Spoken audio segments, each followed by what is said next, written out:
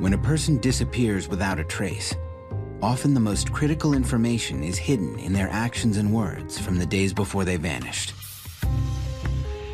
Braden Fuchsa's last known whereabouts may hold the clues to what happened to him.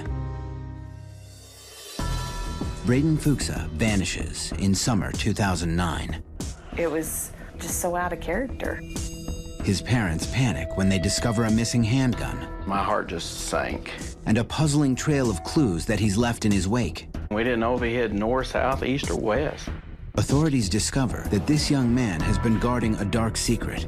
Braden was pretty freaked out about having spent a night in jail. And the search for him turns into a manhunt 700 miles away. At this point, they would probably be looking for a body.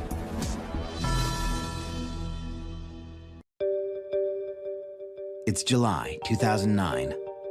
22-year-old Braden Fuchsa is enjoying summer on his own.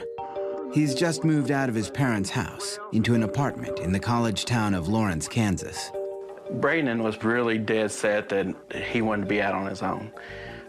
He had the opportunity to move in with an individual that he went to school with. They had found him an apartment, and they were going to move in together.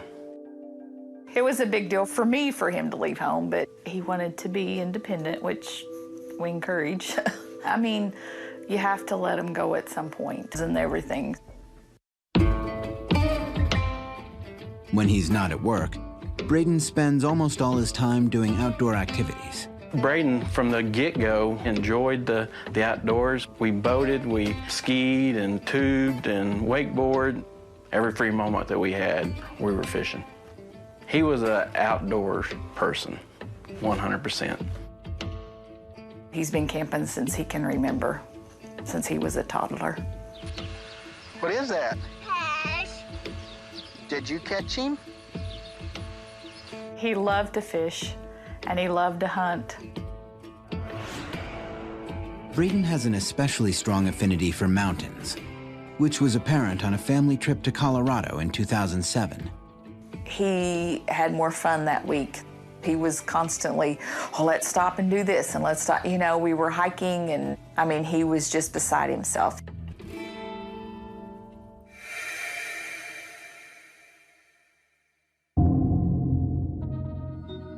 In mid-July 2009, Braden's parents are out of town for a couple days. When they get back home Wednesday the 15th, Starla contacts Braden. I text him because he knew we had been out of town and told him that we were home, we had made it okay. Starla exchanges several texts with her son. She tells him that she and Todd have plans to see a film that night. I told him I hated to cut our time short, but I had to go because the movie was going to start, and I'd talk to him later. Starla and Todd spend the evening relaxing at the movies. But when they get home, they notice something odd. Todd had gotten on the computer and was looking, and he said, Braden transferred some money. It's not a big deal. It's usually one of the type of situations where Braden or a daughter would call and say, I'm short on money, I don't get paid till Friday, can you float me some money? And it happened all the time. But this time, the amount that Braden has transferred is much higher than usual. It was $800. Usually we're talking $300, $400. Just enough to pay his portion of the rent or insurance being due or something like that. I made a phone call to him and got his voicemail, left him a message just asking him, what's up, were you in trouble, and you got enough money. Starla and Todd go to bed feeling curious, but not overly worried about the transfer. They figure their son will give them an explanation in the morning. But the next day, Braden doesn't call. Thursday came around, still hadn't heard from him, and it wasn't like Braden. Starla and him were very close. They text back and forth daily. Then, another day passes without word from Braden. His parents spend the rest of the week searching for him, making a routine of calling regularly and driving by his apartment and work to look for him. We didn't know what was going on. We just bound and determined we were going to keep up the ritual of, going to his hangout and try to find him. Although Braden's parents are very worried, They don't call the police, wanting to respect their son's newfound independence.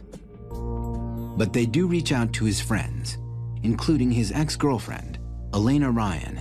The young couple dated for almost 4 years, breaking up only a year and a half earlier. I spoke with Starla and told her that I had seen Braden at a gas station in town. But it was a very brief interaction, just kind of a hi, how you doing sort of thing. He didn't seem overly eager to talk to me. And because he had been trying to pursue a reconciliation prior to that, that seems a little strange. Elena's encounter with Braden is only hours before Starla's last text with her son on Wednesday, July 15th. His parents' concern grows. I mean, you can imagine the worry. We were both a wreck.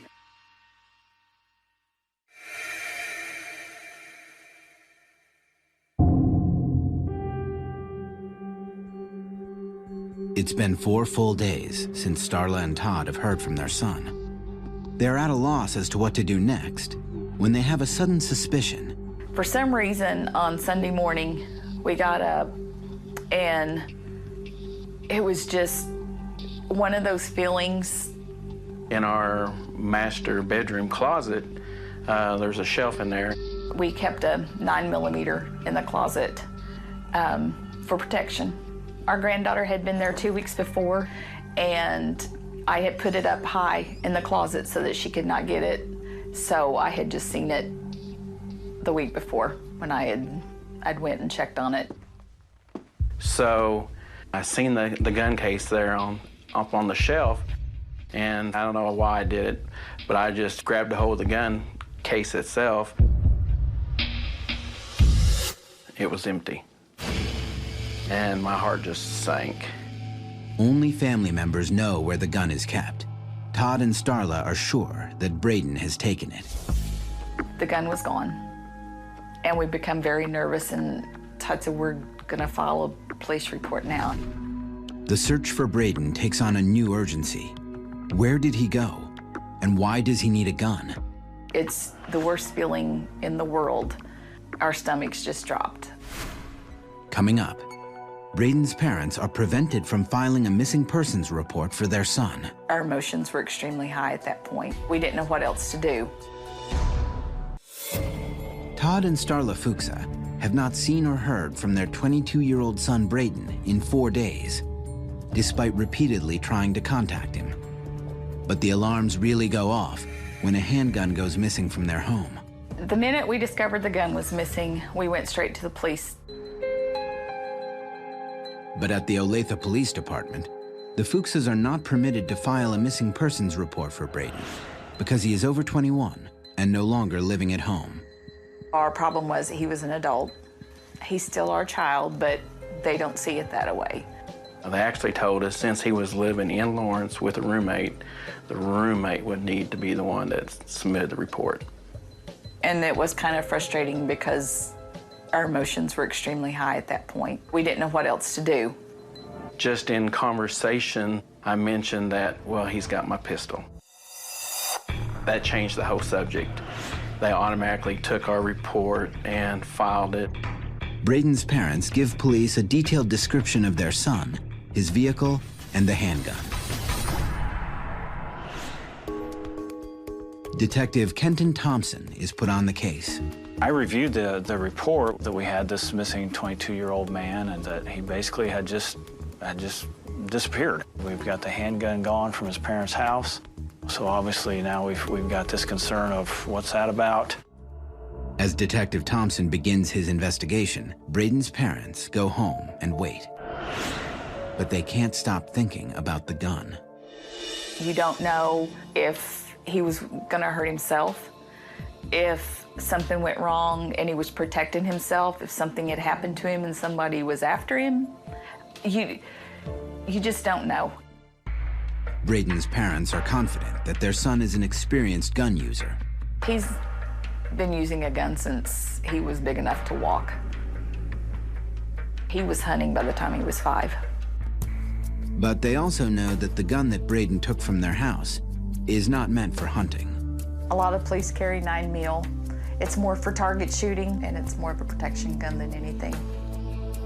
Braden's former girlfriend Elena is mystified as well, Braden had his own guns. He had his own handgun. I know he had one in Lawrence. Why would he take his dad's handgun instead of his own? Looking for information, Braden's parents try calling the last people to have contact with their son. Braden's cell phone was part of our account, so I had access to his records. And we took like the last 20 numbers and he texts them.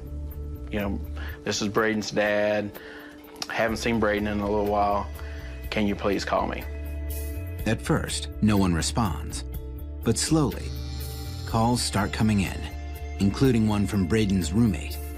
He called, and him and I visited a little bit, and he did not know where Braden had gone. But his roommate does know something else. We found out that on Wednesday, Braden grabbed his bag and told his roommate that he was coming over to Olathe to spend the night with Todd and I, with his parents. But Braden's parents were home on Wednesday night, and Braden never showed up.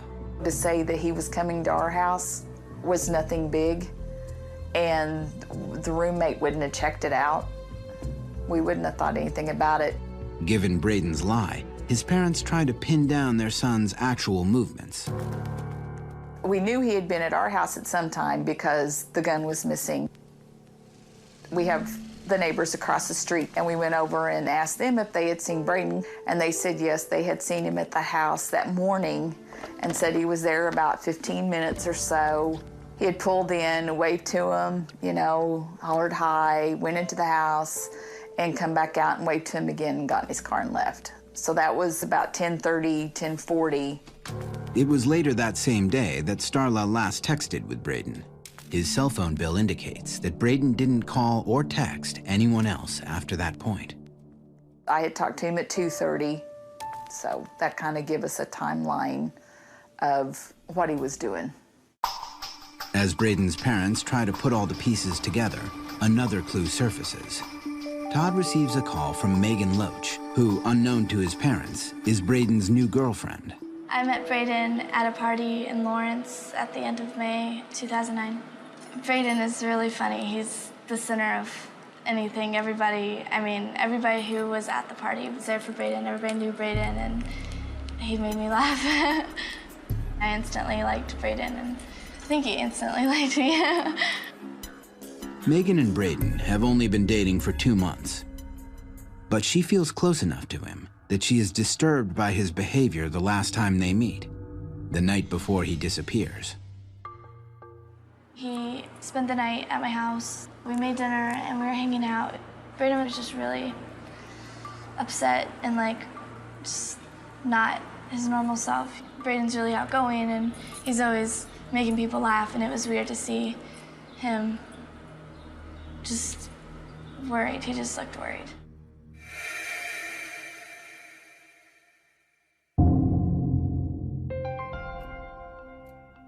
The next morning, Wednesday, the day he disappears, Braden leaves abruptly. I think it was about mid-morning. Braden got up and left, and he usually doesn't leave without saying goodbye or something, or he usually hangs around. And then I had heard a car start in the parking lot. So I looked out my window and he was pulling out. So I texted him and said no goodbye or not saying goodbye anymore or something. Braden just texted me back and said goodbye, Megan. That was it. That was the last time I had talked to him. 4 days later, no one, including his parents, has heard from Braden. And the next phone call sends the Fuchsas even deeper down the rabbit hole. Later that afternoon, we got a phone call from the police department. They had located his vehicle in Douglas, Wyoming area. Coming up, Braden has been hiding a dark secret from his family. We would never have suspected that something like this was going on, ever. It was almost like a Twilight Zone moment. On July 15th, 2009, Braden Fuchsa leaves his home in Lawrence, Kansas. His whereabouts are completely unknown by his friends and family. Then, 4 days later, police report that his vehicle has been found in Wyoming. What is in Wyoming? He knew no one in Wyoming, and why is he going that direction? What was causing him to go there? We were just a little dumbfounded, to be honest. There was a lot going through our minds.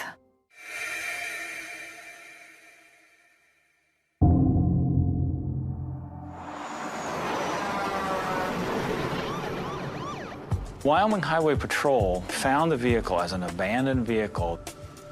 They did a check on it at 10:44 a.m. on Thursday, July 16th. There's no one around it. Now, at that point, Braden had not been reported missing, so they left because they had no other information available to them. 3 days later, on Sunday, July 19th, Braden's parents file the missing persons report. It's only then that Braden's information is entered into the National Crime Information Center database and made available to authorities across the country. We got what's called a delayed entry hit off of that tag, which told us that back on the 16th, that tag was run by the Wyoming Highway Patrol. Braden's parents tell the police that as far as they are aware, their son doesn't know anyone in Wyoming, nor has he ever been there. The development in the case makes them very uneasy. I mean, there's just so many missing pieces to this whole thing. The more information that kept coming up, the more confused we got, and it was just so out of character. Looking for answers, Detective Thompson contacts many of the same people that Braden's parents have spoken to. He agrees that something seems very wrong. I work a lot of juvenile cases, and typically the first people I talk to is their girlfriend or their boyfriend and their best friend. Those two people. If anyone's going to have information, usually have some idea of what has happened. And in this case, his roommate was his best friend, and he has no information. And Megan was completely surprised by it also. Braden's former longtime girlfriend, Elena, isn't surprised that he didn't confide in anyone. From my perspective, Braden didn't have a lot of close friends. He was a sweet guy, but he was very quiet. I don't know if I would call him shy, but he was just very quiet and didn't put himself out there. But Braden's new girlfriend has a differing account of his character. Braden was a very outgoing person. I'm kind of shy, so Braden definitely had to be more outgoing to get me kind of out of my shell. It's weird hearing about someone that you were so close to in a situation that you never expected. It started to become more like I never really knew Braden. As Detective Thompson struggles to get some insight into Braden's actions, a possible motive emerges. Braden is facing potential prison time on a theft charge. The theft charge resulted from Braden stealing some cash from his employer. It was a felony level theft, which means in Kansas it was over $1,000. Braden's parents were not told of their son's arrest when they filed the missing persons report. When police call to notify them, they're stunned. We were very shocked. He'd never been in trouble ever. I don't know if he'd ever even had a speeding ticket. He was not that kind of kid. Braden is a straight, go-forward kid. And when he was in trouble, his mom usually knew about it. He would confess. So, just anything to happen like that was just, it didn't happen with Braden. But as Braden's parents think back to their son's behavior, the recent transfer from their account, as well as some earlier events, they begin to recognize signs of his growing money problems. Towards the midsummer time frame, Bass Pro had cut his department to a limited amount of hours, and it left him with 8 hours for the entire week. Still, Braden manages to keep his true financial state under wraps. Braden reinforced us that he had enough side jobs that he was getting by. But in reality, Braden's financial troubles are quickly catching up with him. His roommate told me in June, Braden was late getting his share of the rent to him.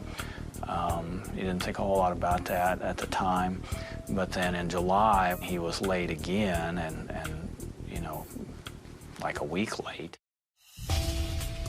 As Braden's parents later learn, their son is so desperate for money that a week before he disappears, he dips into the till at work and gets caught.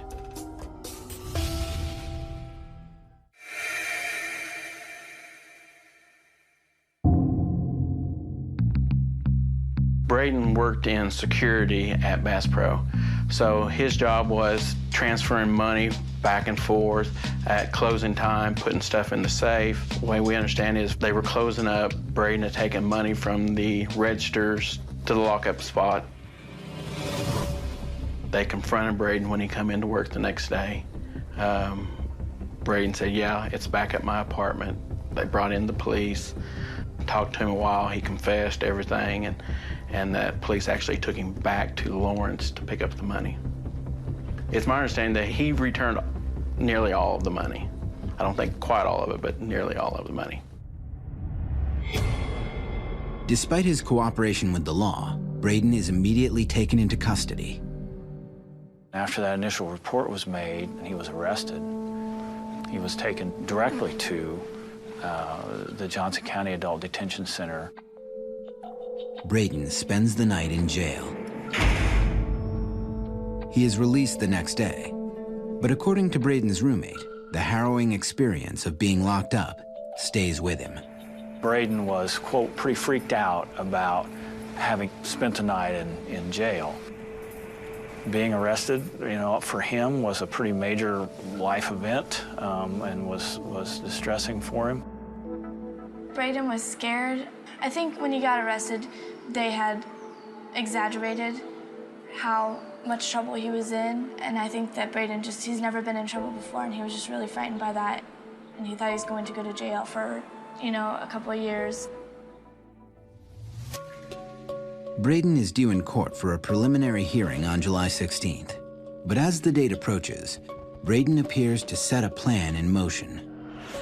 When he left his apartment on the 15th, he told his roommate, I'm gonna go spend the night with my parents in Olathe, okay? That was Wednesday night, he had court the next day. Well, that is actually when he left. When his case is called the next morning, Braden's car is already 2 states away, in Wyoming. Braden is nowhere to be found. All signs point to his being a fugitive from the law, but no one saw it coming.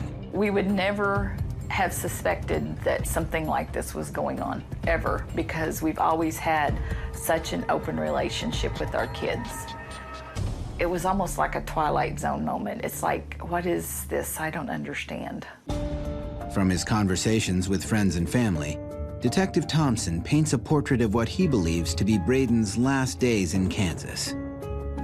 A young man, ashamed of his crime and extremely afraid of getting a harsh sentence, panics and flees. I believe his perception of it was that it was going to be much more serious for him than it probably would have been. This was the lowest level that would qualify as a felony theft. He didn't have any criminal history, so this would not have been a potentially serious sentence. It wasn't going to involve a prison term or anything like that. If he truly understood the likely outcome, perhaps he would not have been so distraught about the arrest. Myself, my wife, the detective have all called and left voicemails on his phone saying that come back, hit your court date. This is not as bad as you think. While there now seems to be strong motive for Braden's sudden bolt from Kansas, his exact whereabouts are still a mystery.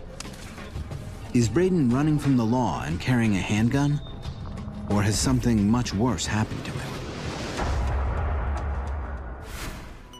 Coming up, as more details come to light, investigators make a devastating discovery. We only missed having some contact with him by an hour or maybe an hour and 15 minutes. After being arrested for a felony-level theft, Braden Fuchsa flees his home state of Kansas. On the day he is due in court for a preliminary hearing, his car turns up 700 miles away in Wyoming. But Braden is nowhere to be found. As the details of Braden's case emerge, the investigation focuses on the largest piece of evidence, Braden's car. When the Highway Patrol found the vehicle, Braden was not present. And then we got a call that they had went ahead and opened it. Nothing looked suspicious in it whatsoever. The Wyoming Highway Patrol tows the vehicle to Douglas, a small town just north of where it was found. Braden's parents make the long drive to pick it up themselves.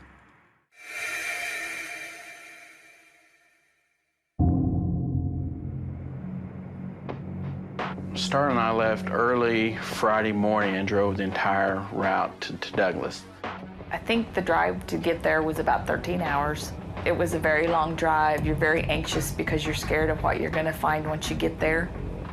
It was a very emotional trip.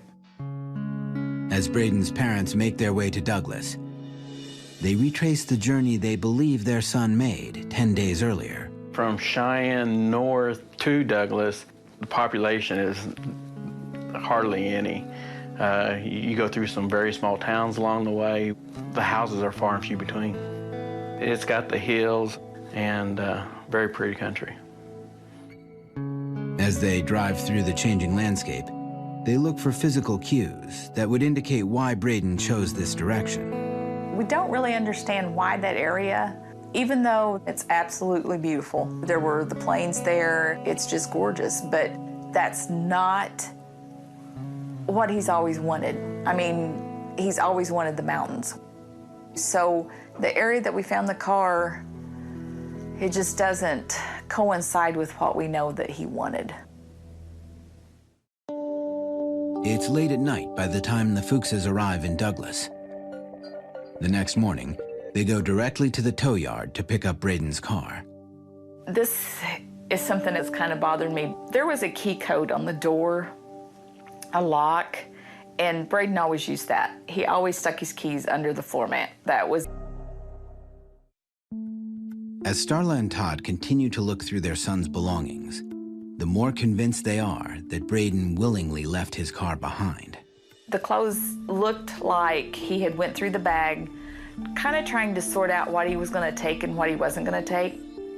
Because Braden has... The gun was missing. But why Braden abandoned his car baffles detectives. Was he trying to throw off police?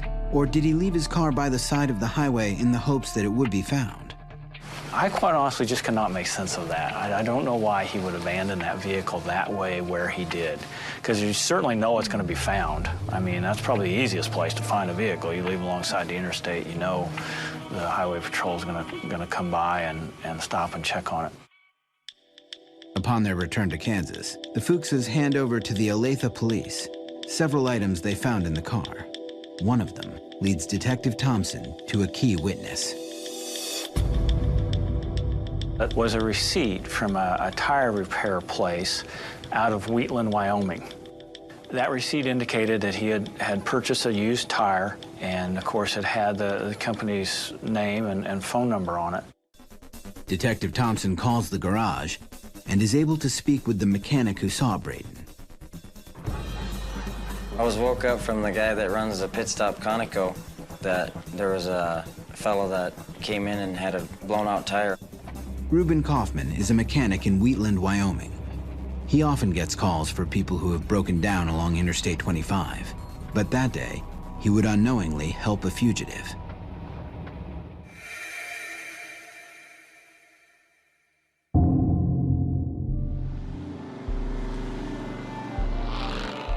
I got the phone call around 5:30, 6 o'clock. His tire blew out at the Bordeaux exit, south of Wheatland, exit 67. He wanted me to run down there and put another tire on it and come back and pick him up and take him back down there. Reuben drives down the interstate and finds Braden's car on the side of the road. The tire had blown out. It was literally shreds. I mean, it looked like it'd blown out at high speed. There was no fixing it. It was just shredded. Reuben replaces the blown-out tire, then returns to the pit stop to pick up Braden and bring him back to his car. He seemed like a nice, clean-cut man. You know, very nice people person. As the two men make small talk, Braden shares with Reuben information he has kept from everyone else. I asked him where he was going, He said he was headed for the university in Billings. Billings, Montana, is 400 miles directly north of Wheatland. It made sense because that's the route you would take to go to Billings, is Interstate 25. But according to Braden's parents, their son wasn't planning on going to school, nor does he know anyone in Montana. Nevertheless, they admit that their son has long been obsessed with the state. Braden was infatuated with Montana, and Billings would have been where he wanted to go. He at one point had checked into finding out more about the game warden system in Montana. He wanted to be outdoors and in nature. That was his goal. It was kind of an uncanny obsession, but he was real into John Wayne movies, and so I think he just saw Montana as scarcely populated, lots of nature. He could fish, he could hunt, he could do all the things that he loved. And that was the place to do it, I guess. Slowly, a theory begins to take shape. Braden, running from the law, decides to disappear and start a new life in Montana. When Wyoming authorities examine the area, the theory gains strength. From where the vehicle was found, along northbound I-25 south of Douglas, at some point on up the road is a truck stop. You know, it was a very short walk to the rest stop. And with Braden's personality, he could walk up to somebody and strike a conversation in a heartbeat and wouldn't have a problem talking his way for a trip further up the road. The search for Braden is now broadened to include Montana and beyond.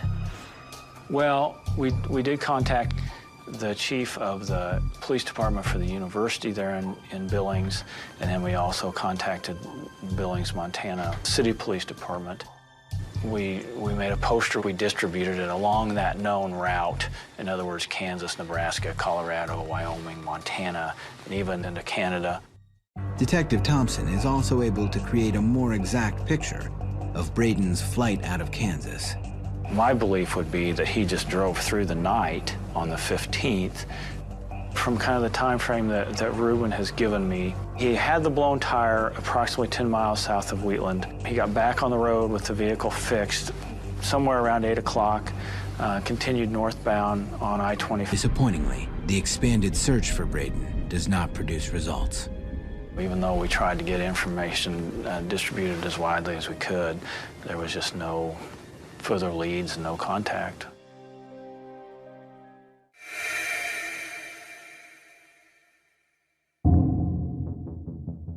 Braden has been missing for 6 months. Suddenly, there's movement in the case. I came in my office one morning and had a voicemail from a woman who works at the Salvation Army in Cheyenne, Wyoming. She told me she was 100% certain that she saw Braden. Coming up, new hope that Braden is on his way home. He said it was a long way back to Kansas. 6 months after Braden Fuchsa disappears from his home in Kansas, a missing person poster in Cheyenne, Wyoming generates an exciting tip. Linda Curl works at a Salvation Army soup kitchen, where she sees many down-and-out transients. She is certain that Braden was one of them. We put bread out for the homeless or the low income or whoever needs it. And this particular day, we'd had a lot of bread, so we told him, take as many as you can use. It wouldn't fit in his pocket, so he was sticking it under his arms and trying to hold 3 or 4 loaves instead of just 1 or 2. And he said it was a long way back to Kansas, so he would take it. It was kind of exciting to hear. If you had been in the Douglas area or on north past Douglas, you know, that would be your way back. Convinced this could be more than coincidence, Detective Thompson contacts Braden's parents. The bread story strikes a chord. My heart just dropped because Braden loved bread. He loves Italian. It was terrible because you try to make the bread and he was stealing it all the time. You know, I mean, he would eat it before we even had it toasted. The news fills the Fuchsas with fresh hope that Braden is on his way home. But just as quickly as the excitement builds, it begins to dissipate. Cheyenne police Looked at various places where some of their homeless people stay, and obviously watching the Salvation Army, and the Salvation Army employees obviously are now very aware to be on the lookout for him. There was just no further sighting, no further indication that he was there. Detective Thompson begins to doubt the sighting, as it's based solely on the poster. She sees a missing person poster for Braden, and she says, that is the guy that was in here last week and had lunch. But it can be very difficult for someone to make that identification. This person was in last week, and now I'm seeing the poster this week. But Linda remains steadfast in her conviction that it was Braden whom she saw. I was absolutely sure it was the same person that had been here because of his eyes and his smile. He didn't look wore out and tired like a lot of our people do. He had a very nice, bright smile, very pleasant, extremely polite. He didn't look like any of our regular people. He didn't look like a homeless person. But the trail comes to a grinding halt in Cheyenne. In the coming weeks and then months, there are no more sightings of Braden. As time goes by, Braden's loved ones begin to consider a darker theory.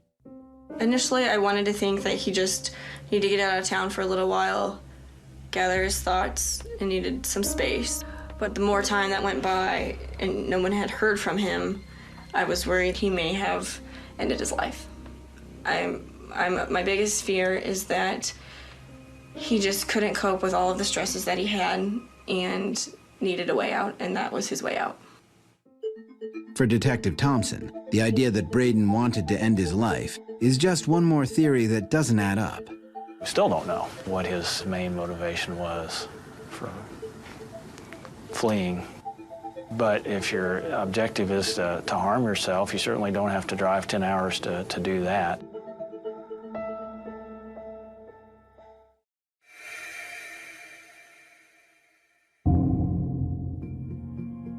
"11 months have passed since Braden's disappearance.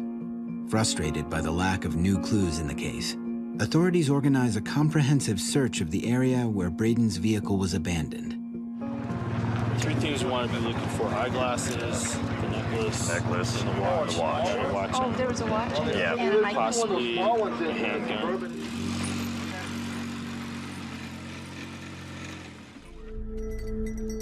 Searchers scour the land surrounding the highway where Braden's car was found. Family and friends privately fear what they might uncover. I think at this point, out there, they would probably be looking for a body. It's kind of in the back of everyone's heads, I think. I'm just the only one who has ever said it. After 2 days, the searchers do not find anything.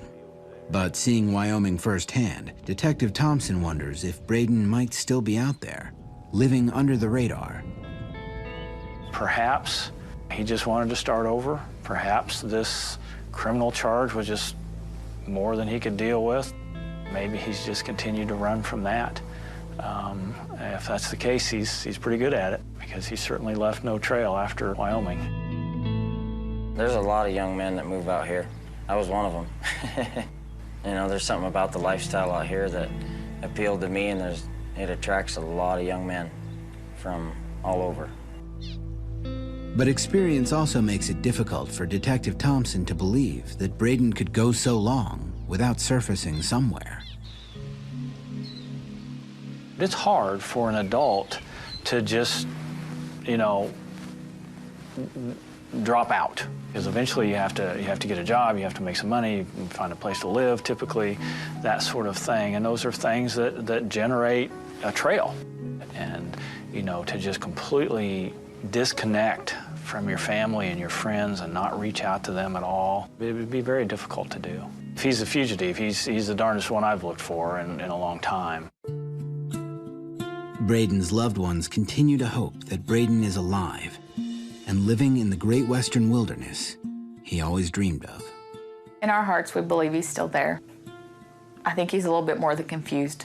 I think it's more humiliated, very, very upset with himself that he disappointed himself and maybe us. Typically, he has not been in trouble. I think he's just uncertain. He's probably mad at himself and just uncertain what to do. Scared.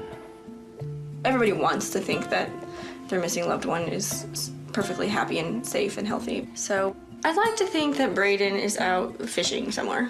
I like to think that he's got a dog and a fishing pole and is just hanging out, drinking a beer, and doing his thing. Molly Bish disappeared on Tuesday, June 27th, 2000. When a person disappears without a trace, often the most critical information is hidden in their actions and words from the days before they vanished. Molly Bish's last known whereabouts may hold the clues to what happened to her.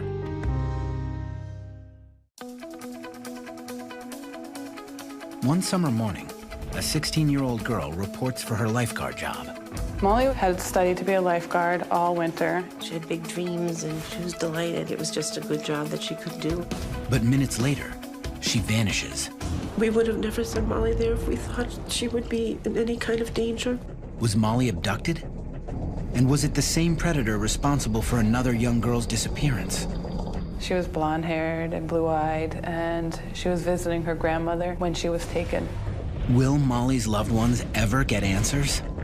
A family's torment. We're like trapped in this perpetual nightmare. I call it between Helen and hope.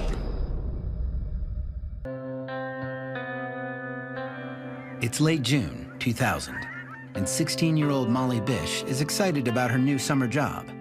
She is taking over her older brother's position as the lifeguard on duty at Cummins Pond in her hometown of Warren, Massachusetts. My son, John, he had been a lifeguard for 3 years in our local pond, so they were willing to have Molly come on, and John was training her. I trained her how to use the radio and how to set the pond up in the beginning of the year and stuff like that. Located 70 miles outside of Boston, Warren is a small town where doors are left unlocked and neighbors keep an eye out for one another's children. It's a very lovely town. My husband grew up here, and we thought it would be a really nice place to raise children. The Bish family is a very respected family in the town of Warren. They're really the all-American family living in a bucolic community in central Massachusetts. John was a probation officer. Maggie was an elementary school teacher. The Bishes are an unusually tight-knit family.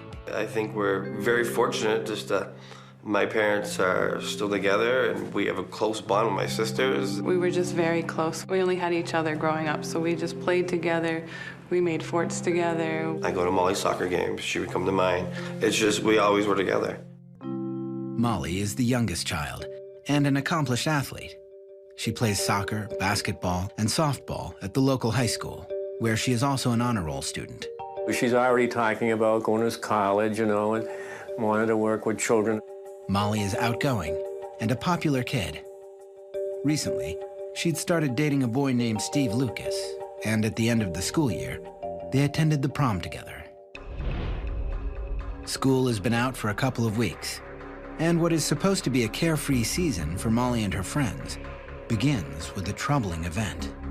One of Molly's soccer teammates is hit by a car while riding her bike to work and is in critical condition. Word of the accident spreads throughout the town.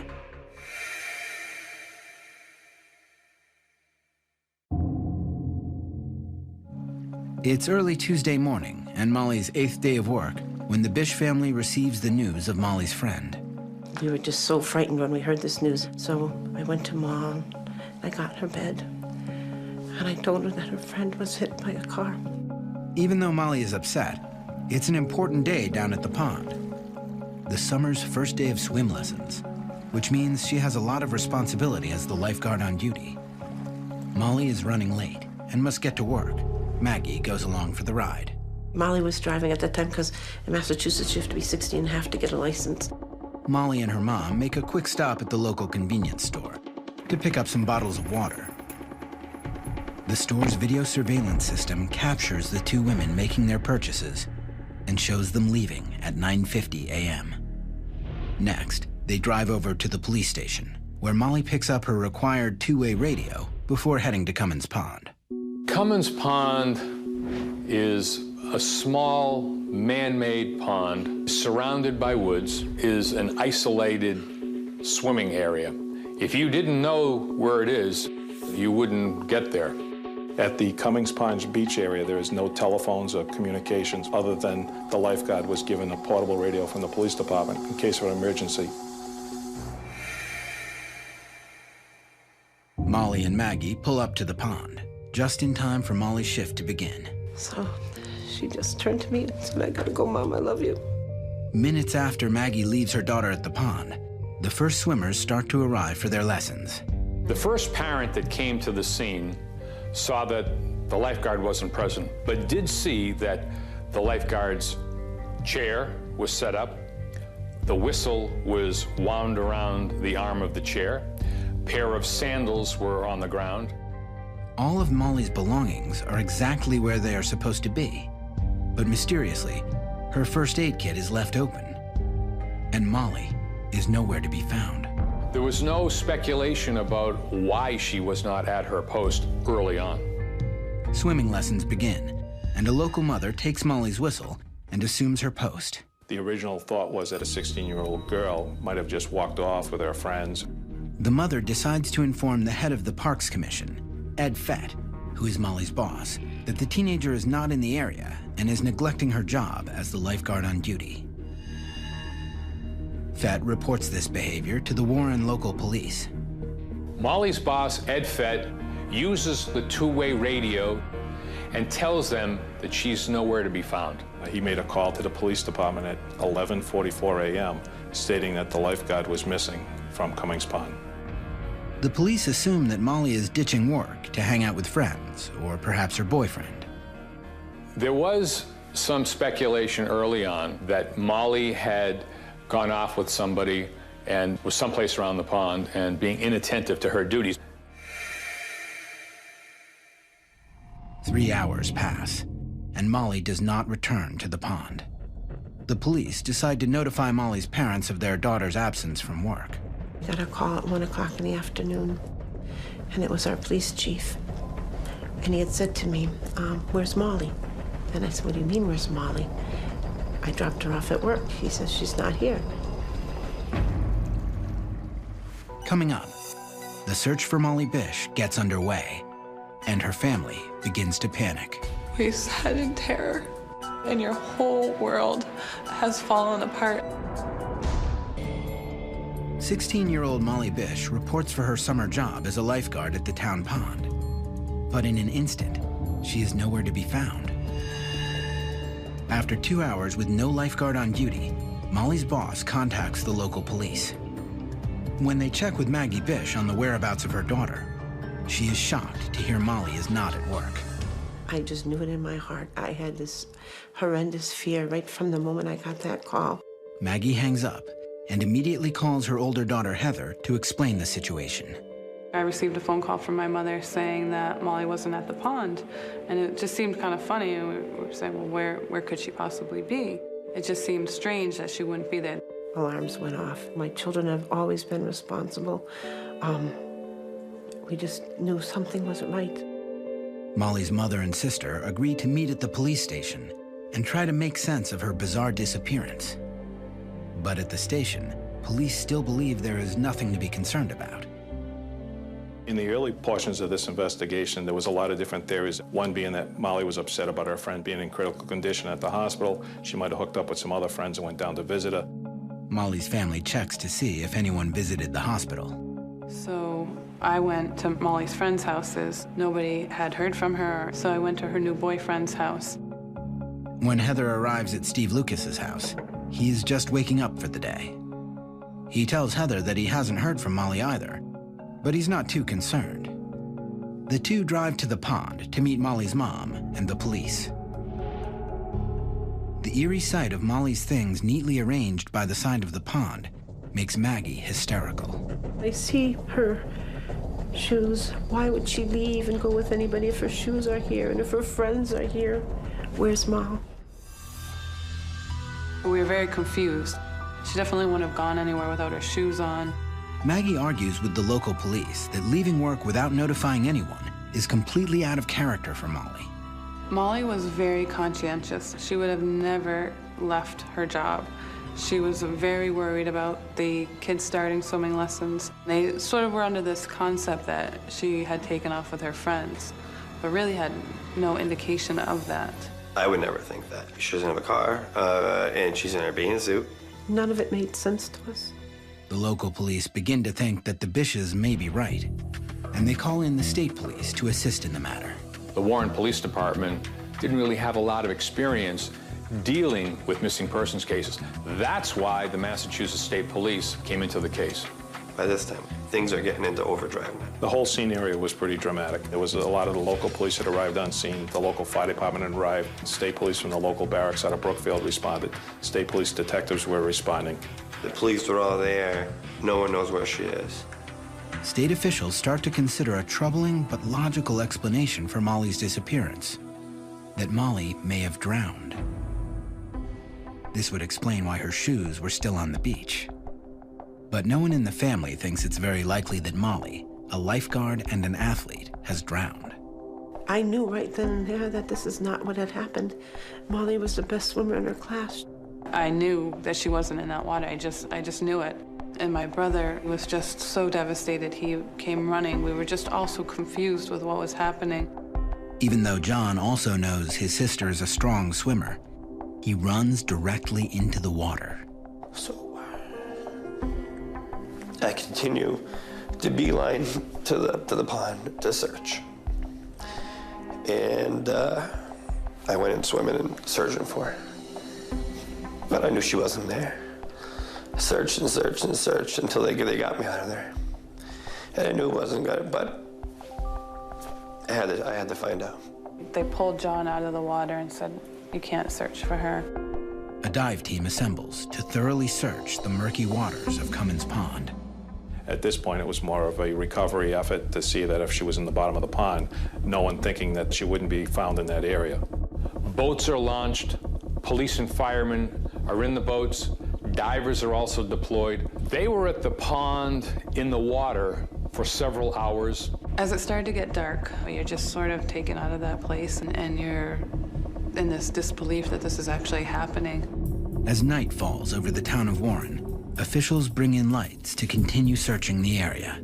Search teams, although small at that time, had commenced searching the area of the pond itself in the wooded areas adjacent to the pond. I just kept waiting for Molly to come out of the woods, or someone was going to carry her out, and that terror would be gone. And it didn't happen. After hours of scouring the pond and the surrounding area, both the dive team and search parties come up empty-handed. And they decided that it was time to leave the pond. Police organize a larger search party for first thing in the morning, and the Bishes, bereft and exhausted, must return home without Molly. The horrific reality that Molly has truly disappeared starts to set in. Going home that first night was just a nightmare. We sat in terror. You know, we didn't know what was happening, and your whole world has fallen apart.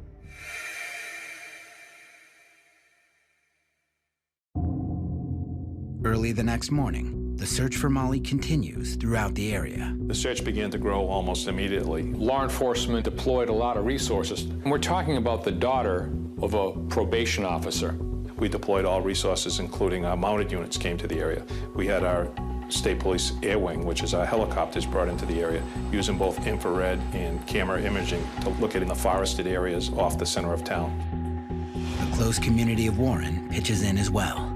Local proprietors quickly print and display missing person posters in their storefronts, and townspeople initiate their own search parties. We grew up in that concept that it takes a village to raise a child, and we were trying to find this child.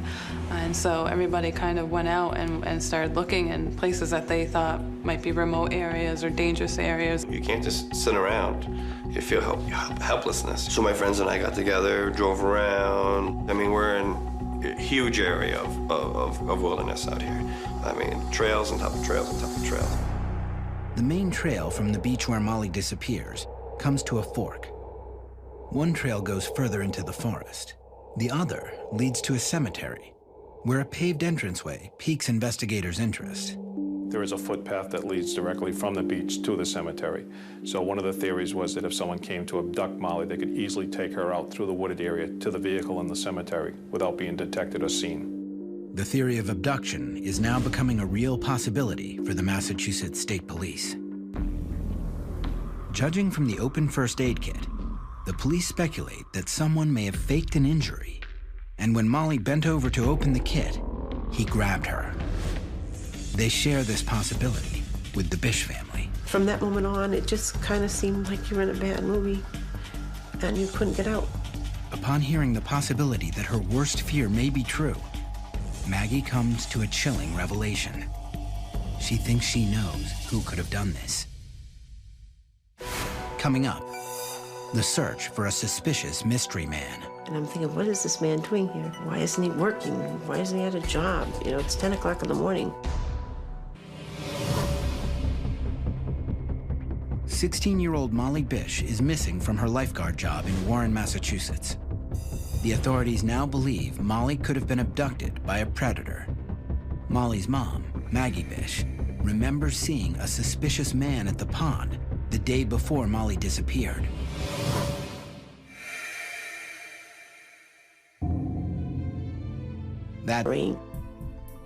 But now, she realizes those fears may have been more than just a mother's intuition. Her daughter is missing. And even though she did not see this man the day of Molly's disappearance, she believes he might have something to do with it. Maggie informs police about the mysterious man from the previous day. Maggie described this individual as approximately 50 area. But no one has any more detailed information. Police circulate the sketch of Maggie Bish's suspicious man. It receives so much publicity that people from all over the country are calling in with tips about the man's identity. It was a lead that the police began following aggressively. Unfortunately, the composite fit a lot of people. This developed into thousands of leads. We even had callers calling in to say if you dyed his hair or shaved the mustache or made him 10 years younger, they were trying to make that picture fit someone that they felt was a suspect in this case. Every tip the police receive leads to a new suspect they must check out. It cost us a lot of lost time and leads that we were actually checking out these people. It's almost like we had too many suspects, if that is possible to comprehend. There were just so many people that we were looking at that could have been involved. The district attorney's office orders a search of 125 white vehicles in the area. We could not determine for sure what type of vehicle Maggie had observed. But they don't find any links to the disappearance of Molly Bish. While the investigation continues, police comb the area surrounding the pond, looking for any new leads. But they face a daunting problem. The crime scene is contaminated. Inadvertently, all of the first responders contaminated whatever footwear impressions were around the immediate area of where her beach chair had been set up. It was hard to determine that this was actually a crime scene at that point. Anybody responding was there to help and try to find Molly at that point. The path that went up to the cemetery area was used and accessible by hundreds of people that had responded to the pond on that date. The beach area is also covered with cigarette butts and fingerprints. The lifeguard's chair was moved a little bit. The portable radio was handled by Ed Fett. There was fingerprints that were in the first aid kit that belonged to people that were first responders to that scene. This leaves police with no concrete evidence. And since there are no eyewitnesses, police can't rule out any possibility, including the heartbreaking notion that Molly simply took off voluntarily. One of the theories that existed throughout was the fact that Molly could have simply ran away. Molly was reported sighted throughout the United States. People would call in and say they spotted Molly at a shopping mall in the Midwest. I think at first the runaway is very easy for teenagers because it's just the easiest. She'll come back, and some of them told us that, and they believed it. She'll come back. But the Bish family finds it unfathomable that Molly would leave them without word. In my heart, I never went in that way because I just didn't believe it. They firmly believe that Molly was taken against her will, possibly by the man in the white car.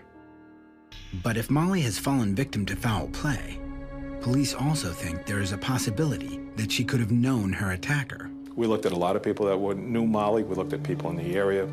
Ed Fett, Molly's boss, was one of the first to arrive at the pond the day Molly went missing. His fingerprints are all over Molly's belongings. To be honest, I didn't know him. He had brought a book up for Molly to look at swimsuits and some supplies. Fett explains that he rummaged through the first aid kit and used her police radio to alert authorities. Police recognize that there may be no meaning behind the fingerprints, but take a closer look at Fett. The morning of Molly's disappearance, Ed Fett made a trip to the local hardware store. There, he runs into John Bish, Molly's older brother. He knows me. He knows I was a lifeguard for prior 3 years. He knows my sister was a lifeguard. Fett does not mention that Molly was missing from work that day. So he didn't even notify me because I don't think he thought it was a big deal. You know, everybody thinks this is nothing. The police consider this run-in a solid alibi for Ed Fett's whereabouts that morning, so they move on to other potential people of interest. They turn their attention to Molly's boyfriend, Steve Lucas, who is found to have a mysterious cut on his face the day of the disappearance. Coming up, a strange connection is made between Molly's disappearance and another local case. Given the close proximity to these two cases, there's a possibility that they were linked. 16-year-old Molly Bish vanished from her lifeguard chair just minutes after her mother Maggie dropped her off at work. Maggie had seen a suspicious man in a white vehicle watching her daughter the previous day and believes he has something to do with her disappearance. But while the police are exploring that theory, they also take a look at people closest to Molly, including her boyfriend, Steve Lucas. Steve Lucas was examined because this is what typically happens. Law enforcement looks at men in the lives of women who go missing. He was a very new boyfriend. She had only been with him for 3 months. Recently, Molly attended the prom with Steve. And while some believe the couple seemed happy, others felt they were mismatched. He was quieter. He was actually much quieter, where Molly would be the silly one. Molly and Steve kind of had two separate tracks in life, where Molly was very outgoing and played sports in soccer and stuff in town, and Steve was more of a homebody. This young man, he probably wouldn't have been the one that I would have picked, but Molly liked him for some reason. He was never unkind or disrespectful when he came here, so I had no real reason not to like him. The police start honing in on Steve Lucas as a suspect. There were things that bothered me in the early onset of this investigation with Steve, for the simple reason that he was not cooperative with law enforcement. When the police do talk to Lucas on the day Molly disappears, they notice that he has a cut on his face. He had a cut lip and he had an eyebrow ring that was missing. Steve explained that when he got up out of bed, he had hidden his bedroom door, cutting his lip. Several of his friends had described it as other causes for the incident. One individual we interviewed said that Steve immediately told him that he had a cold sore on his lip. Steve's inconsistent explanations for his injury raise questions, and his behavior during the initial search for Molly also strikes investigators as odd. A lot of Molly's friends and friends of Steve Lucas that were there at the beach area when it was being searched participated in the search. They went into the woods. Steve was not participating in any of the ongoing searches in the area for Molly. But the Bish family doesn't believe Steve had anything to do with Molly's disappearance. He was there the day, several hours after.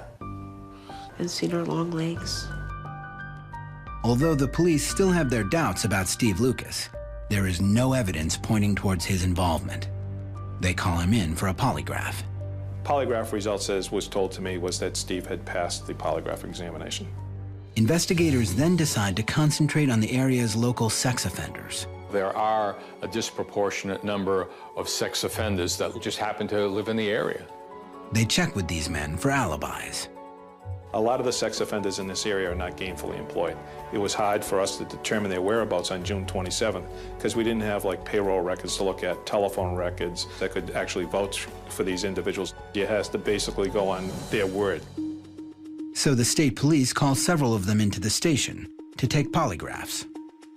Some of them show signs of deception.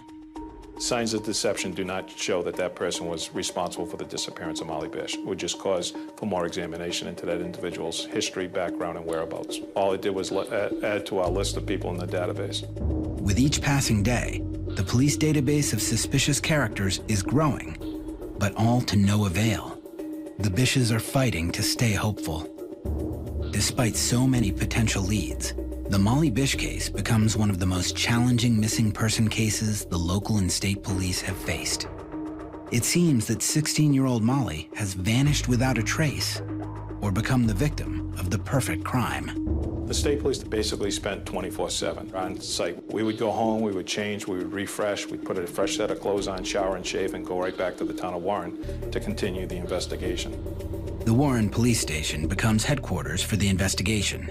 State police officers are practically living there. And as the months pass, the Bish family tries to go back to some semblance of a normal life. To start your normal life again, which will never be normal again.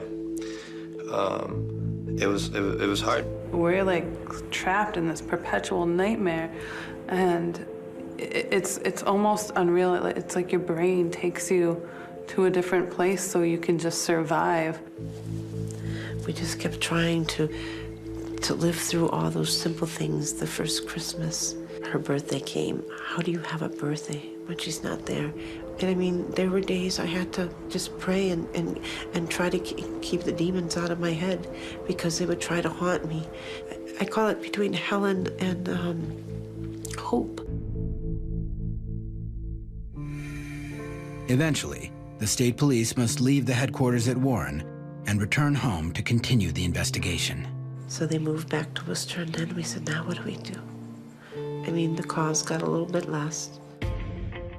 Although the investigation continues, the Bish family must live without any answers for years. Over the course of years, there was many different things that we looked at as being investigators, one of which was John Bish being a probation officer. We looked at some of the people that he came in contact with. Detectives run through Molly's father's old cases to see if there's anyone who might be seeking revenge. Most of the people that we spoke to that he did have on probation or had on probation had only the best words to say about John. He's very caring, very generous, and very mild-mannered in his approach to individuals.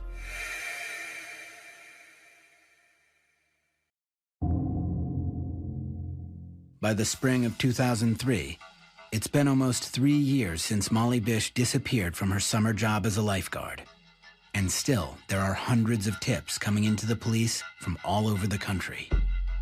Finally, one of them seems promising. 2 separate hits on Molly being spotted in Miami, Florida.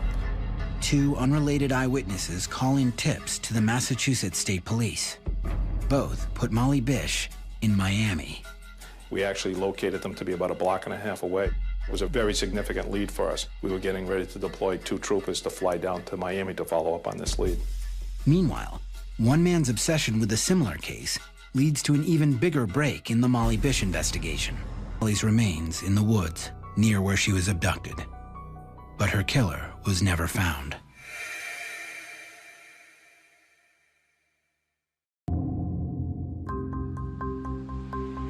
In May of 2003, 7 years after Holly's murder, a retired cop who worked the case comes to Warren. He believes there could be a connection between Holly Peranian and Molly Bish. We have thought that Holly Peranian and Molly's case were connected because of being blonde and blue-eyed, because of the remoteness of where they were taken. Given the close proximity to these 2 cases, there's a possibility that they were linked. It just seems kind of weird these, abductions would happen so close. Because Holly's remains were located by hunters, the ex-cop also questions them. He said that he was interviewing individuals that frequented the woods in that area. One local hunter tells him he does remember seeing something suspicious months earlier, but at the time, he thought nothing of it. And he said, you have to bring me there, I have to see this. This could be, this could be Molly. They go up to look and discover that this is for real. What they find is a piece of cloth, which appears to be part of a blue bathing suit.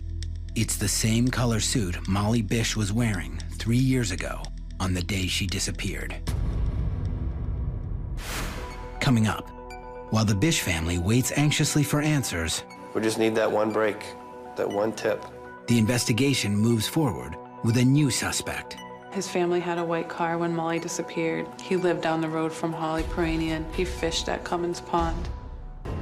3 years after Molly Bish disappears in Massachusetts, state police are about to deploy detectives to Miami, Florida. They have 2 eyewitnesses claiming to have seen Molly Bish, but they abruptly cancel the trip when a piece of blue bathing suit is discovered in the woods no more than 5 miles from where Molly went missing. It's the same color bathing suit Molly was wearing on that day. Police informed the Bish family of the disturbing discovery. When they found the bathing suit, you're hoping it wasn't, but you're hoping it was at the same time. Because you want her to be found, and you want her to just get some closure. On the other aspect, you don't want it to, because you want that hope to be alive that maybe she is in Florida or California or wherever, Thailand, you know. Police uncover the bathing suit in the town of Palmer, just outside of Warren. It's found in a heavily wooded area, known only to local hunters, possibly why the evidence has been missed all these years. The only way to determine if the bathing suit actually belongs to Molly is to run DNA tests. The bathing suit was sent to the state police lab in Massachusetts for testing, both with DNA and physical examination of it. It was also sent to the FBI laboratory in Quantico, Virginia. And while they wait for the results, the Massachusetts State Police launch a major search of the area where the bathing suit was found, hoping to find more evidence.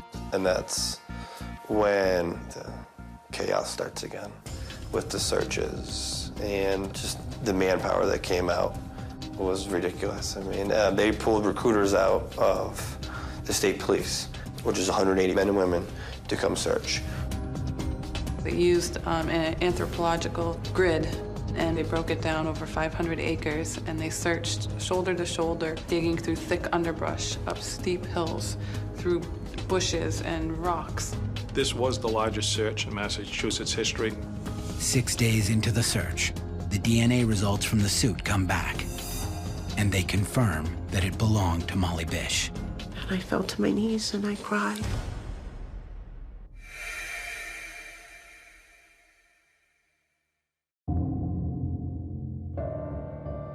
Another harrowing piece of evidence is uncovered 3 weeks later.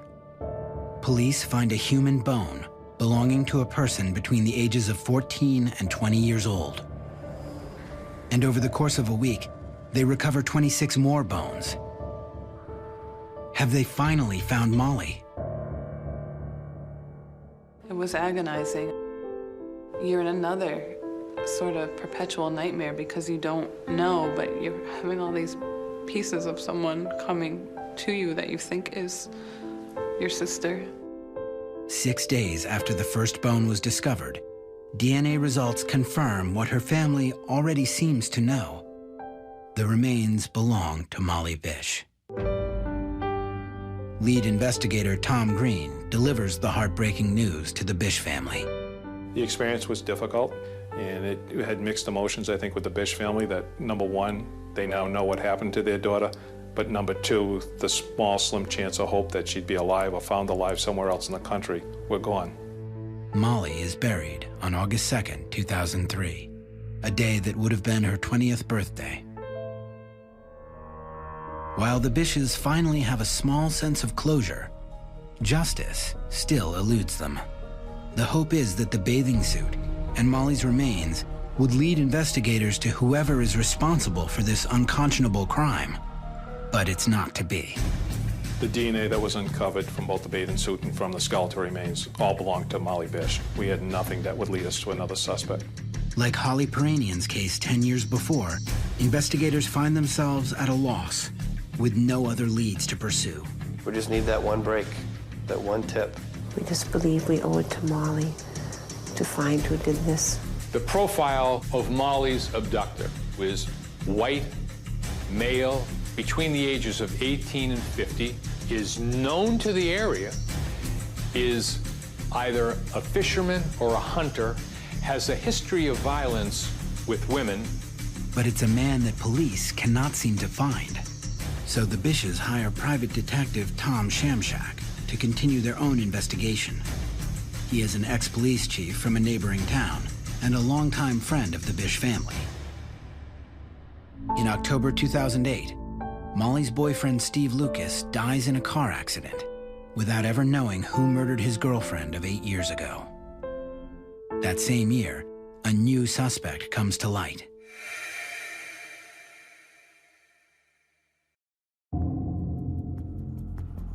a man in Florida named Rodney Stanger is arrested for the vicious murder of his girlfriend.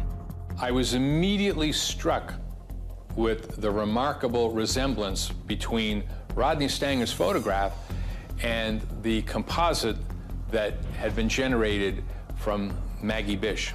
And a person calls into the Massachusetts District Attorney's Office with information that this Florida man is connected to the disappearance of Molly Bish.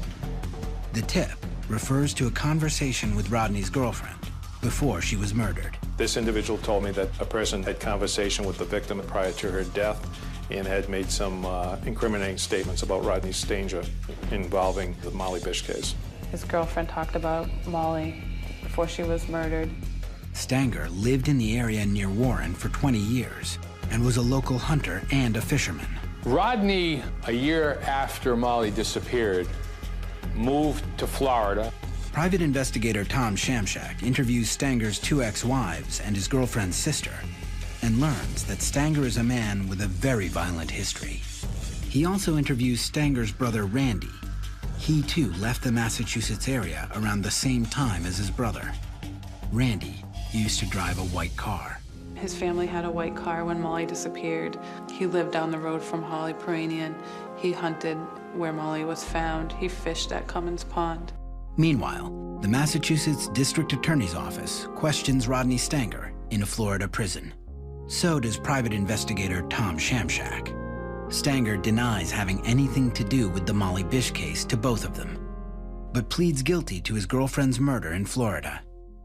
Stanger is currently serving a 25-year sentence. He is not currently being charged in the case of Molly Bish or Holly Peranian, but police say the Bish investigation is still open.